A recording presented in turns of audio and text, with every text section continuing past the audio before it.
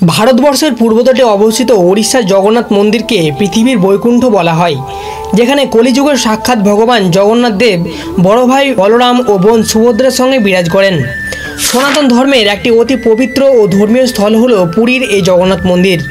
আপনাদেরকে জানিয়ে রাখি, জগন্নাথ দেবের এই মন্দিরটি 1800 সাল পুরনো, যেটি আজও নিজের মধ্যে অনেক রহস্য লুকিয়ে রেখে গৌরবের সাথে দাঁড়িয়ে রয়েছে। ভারতবর্ষের সবচেয়ে ধনী মন্দিরগুলির মধ্যে পদ্মনাভ স্বামী ও তিরুপতি বালাজির পরই বলা হয় জগন্নাথ দেবের এই চমৎকার মন্দিরটির নাম। রবিবার দুপুর 1:28 খোলা হলো 46 বছর পরে জগন্নাথ মন্দিরের রত্নভাণ্ডার। অনেকদিন থেকেই রত্নভাণ্ডার খোলার জন্য মিটিং চললেও অবশেষে খুলে দেওয়া হলো এই প্রাচীন রত্নভাণ্ডার, যা খুলতে দেখা গেল এমন কিছু যা দেখে চমকে গেলেন সবাই। সেটি সম্পর্কে আরও জানার আগে বন্ধুরা, আপনি যদি জগন্নাথ মন্দির গিয়ে থাকেন তাহলে চ্যানেলটিকে সাবস্ক্রাইব করে কমেন্টে জয় জগন্নাথ অবশ্যই লিখবেন। জগন্নাথ দেবের প্রথম রত্নভাণ্ডার, যেটি আগে থেকে খোলা ছিল, যেটিতে প্রভুর নিত্যদিনের পোশাক ও কিছু রত্নরাজি রাখা হতো। কোনো বিশেষ অনুষ্ঠানে এখান থেকেই পোশাক ও অলংকার নিয়ে পরানো হতো জগন্নাথ দেবকে। সেটি ছাড়াও ভেতরে অবস্থিত রত্নভাণ্ডার, যাকে ভেতর ভাণ্ডারও বলা হয়, সেটিও খুলে দেওয়া হলো। মন্দিরের সেবায়িতদের সঙ্গে সমস্ত শ্রদ্ধালুরাও অধীর আগ্রহে অপেক্ষা করেছিলেন যে রত্নভাণ্ডারের মধ্যে আসলে কি রয়েছে। পুরীর পঞ্চশাখা দ্বারা রচিত ভবিষ্যমালিকা গ্রন্থে এমন কিছু লেখা আছে যার জন্য চিন্তিত আছে অনেকেই, কারণ এই বইয়ে থাকা ভবিষ্যৎবাণী অনেক সময় সত্য প্রমাণিত হয়। জগন্নাথ দেবের এই চমৎকারী মন্দিরটিতে রয়েছে দুটি প্রকোষ্ঠের রত্নভাণ্ডার।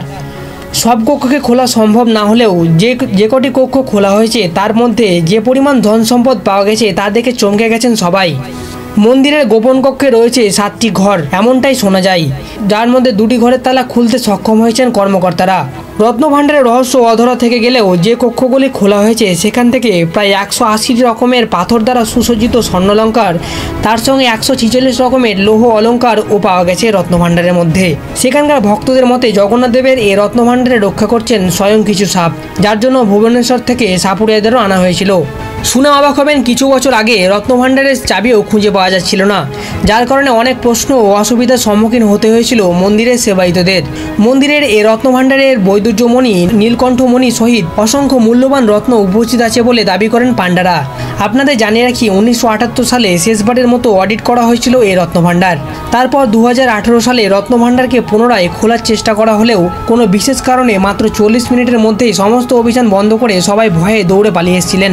শুনে অবাক হবেন, 1978 সালে রত্নভাণ্ডারে যখন তালিকা প্রস্তুত করা হয়েছিল সেটি তৈরি করতেই প্রায় সময় লেগে গেছিল 70 দিন। ভেবেও অবাক হয়ে যাবেন যে তাহলে কত বিপুল পরিমাণ ধন সম্পদ রয়েছে এই রত্নভাণ্ডারের 7টি কক্ষের মধ্যে। এখন হয়তো আপনাদের মনে প্রশ্ন জাগবে, 46 বছর আগে খোলা এই রত্নভাণ্ডারের মধ্যে 1978 সালে যে তালিকাটি তৈরি করা হয়েছিল সেটির মধ্যে আসলে কি ছিল। সেই হিসাব শুনলে আমার মতো আপনিও চমকে যাবেন। সেই তালিকায় সোনা রয়েছে প্রায় 12,838 ভরি, মানে 150 কেজি। রূপোর গয়না রয়েছে 293টি, যদিও এই হিসাবগুলি একদম সঠিক নয়, কারণ রত্নভাণ্ডারে কোন প্রান্তে কী রয়েছে সেই রহস্য আজও অধরা। ভেতরের ভাণ্ডারে 333 রকমের অলঙ্কার রয়েছে অডিটের তালিকা অনুযায়ী। ভেতর ভাণ্ডার নিয়ে আমাদের জানা ছিল এতটুকুই, যা আজ থেকে 46 বছর আগে অডিট করা হয়েছিল।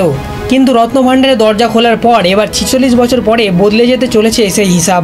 রত্নভাণ্ডারে যাওয়ার আগে সবাই রীতিনীতি মেনে পবিত্র হয়ে ধুতি পরিধান করেই প্রবেশ করেছিলেন।